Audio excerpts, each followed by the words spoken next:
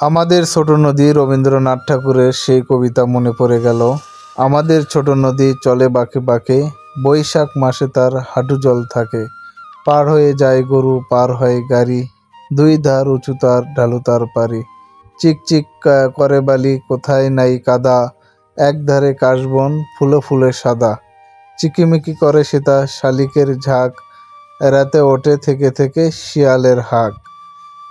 তীরে তীরে ছেলে মেয়েরা নাহিবার কালে, গামছায় জল ভরে গায়ে তারা ঢালে। সকালে বিকালে কভু নাও হলে পারে, আঁচল সেঁকিয়ে তারা ছোট মাছ ধরে। আসলেই তার বাস্তব চিত্র এই ভিডিওর মাধ্যমে আপনারা দেখতে পাচ্ছেন যে এটা একটা গ্রামীণ দৃশ্য।